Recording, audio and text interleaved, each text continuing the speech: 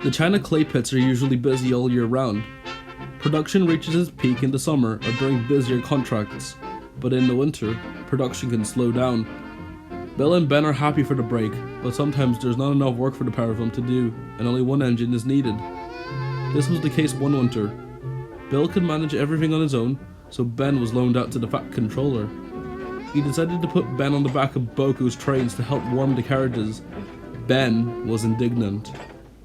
"I'm a steam engine, not a radiator in a house," he complained. But BoCo would simply laugh and go on his way. One day, however, BoCo was talking to Edward about the situation. "I understand Ben's feelings," said Edward sympathetically. "It is a pity you don't have a carriage heater of your own, BoCo. You wouldn't need Ben to warm your coaches between trips then." "It would be nicer if I could keep my own passengers comfortable," agreed BoCo. "I know the complaining isn't my fault, but I can't help but feel responsible." The Diesel decided he would have to have a word with the Fat Controller next time he saw him. To his surprise, the Fat Controller seemed taken by the idea. "I'm not sure how easy it will be," he said, "but we shall give it a fair chance." BoCo was delighted. Some days later, Ben was asked to travel up the main line to deliver some parts to the works. Ben had no idea what he was carrying. The parts were hidden under a tarpaulin, but he was told to be on his best behavior as the parts were very important. The little engine enjoyed his trip up the line and was happy to have a drink and a rest when he got to Croven's gate.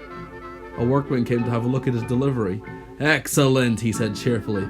"We'll have all this assembled in no time." "What are you assembling?" asked Ben.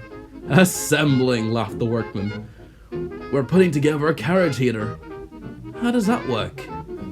"Steam engines warm their coaches in winter with a special pipe connected between them," the workman explained. "It's easy for them, but for a diesel, it's more difficult. They need a generator, which heats coils inside of a boiler. The water then turns to steam before it goes to the carriage." "Where does the boiler come from?" Ben wondered. "Who knows?" The workman began to walk away. "Maybe from a steam engine scrap for being naughty. I'd be careful if I were you." The workman was only joking, but Ben went icy cold. He and Bill could sometimes be naughty and cause trouble. The thought of either twin being used for such a fate was almost too awful to bear. If his behavior was good, maybe everything would be alright. Inside one of the sheds, BoCo saw the same workman chortling to himself. "What's so funny?" asked the Diesel. "I was just teasing the engine who delivered the parts for your heater," he laughed. "I told him to be careful so his boiler wasn't used for it." "I wouldn't have said that if I were you," said BoCo in a disapproving way. "It isn't so funny for the poor engine if they stop thinking that it would really happen to them. You give them a nasty fright." "It's only a joke," replied the workman. "It isn't meant to be taken seriously." He went back to work, somewhat put out that BoCo didn't share in his wit. BoCo knew far better than to tease steam engines about scrapping.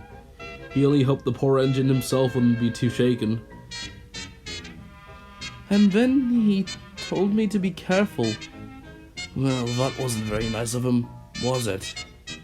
Ben was telling Edward about the workman who teased him. I haven't been that naughty, have I, Edward?" he worried. I haven't done anything. Sure, Bill might have, but I haven't. I know I haven't." "Settle down," soothed Edward. "Both of you behaved very well recently. Besides, the Fat Controller doesn't even own either of you. The China Clay Company does. You're both too important for them to ever withdraw a scrap." Ben felt a lot better after this. He went home and told Bill all about it, but Bill thought Ben was being silly. "Why do you need Edward to tell you that?" he huffed. "It just made me feel a lot better, that's all," retorted Ben. "You're fussing over nothing," said Bill. "You'll be alright, now go to sleep and stop talking nonsense." Ben regretted saying anything at all. Over the next 2 days, Ben would take more and more parts to the works. He tried to tell himself he was fussing over nothing, just like Bill had said, but he couldn't help feeling nervous every time he came into the yard. He would take his flat wagon where it was supposed to go, then scuttle off. If he was quick about it, he couldn't be called back, and if he couldn't be called back, no gas axe would be taken to him, then he would really have nothing to worry about. "It's a foolproof plan," the little engine said to himself. But Ben didn't realize that some parts of the island were busier in the winter. Maintenance was often carried out on an engine so that they could work harder during the spring and summer. This meant that the works were busier too, so an engine would have to watch where they were going so they didn't bump into anything or cause an accident. As Ben hurried backwards, he didn't see a forklift coming up behind him. The forklift driver waved and shouted, but Ben was barking so loudly he wasn't heard. Ben suddenly collided with the front of the truck. "Ouch!" he cried and stopped. The driver of the forklift had managed to jump clear before his vehicle was toppled to the ground. He wasn't hurt, and both he and Ben's crew went to check the damage. Ben's bunker had a single deep dent in it. "It's a good thing you're here, Ben," said his driver. "We can't get this mended quickly." Ben shivered as the works diesel buffered up behind him and pushed him along. The further he went, the more nervous he got. "Oh, this is it," he thought sadly. "That I've gotten into trouble again for going to take away my boiler. I know they are. Oh dear, oh dear." Ben was so frightened that he began to cry. He shut his eyes. "Ben, whatever's the matter?" The little engine opened his eyes. He saw BoCo standing next to him and sobbed. "BoCo, save me! They're going to cut me up! Tell them to stop!" "Who and what?" BoCo was bewildered. Ben told him everything, from the workmen's teasing to talking with Edward and Bill and his accident.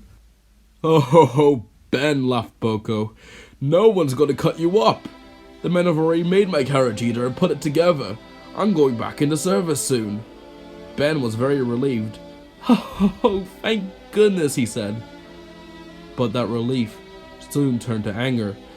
"Oh, just let me catch that workman," Ben fumed. "I'll give him something to joke about." "Oh, I don't doubt it," said BoCo knowingly, and he chortled as Ben carried on ranting and raving. As the days got colder, BoCo's carriage heater proved to be very useful indeed. His passengers were pleased to have him back, and were even happier still to be kept warm. BoCo told Edward the whole story, and the two engines had a good laugh about it.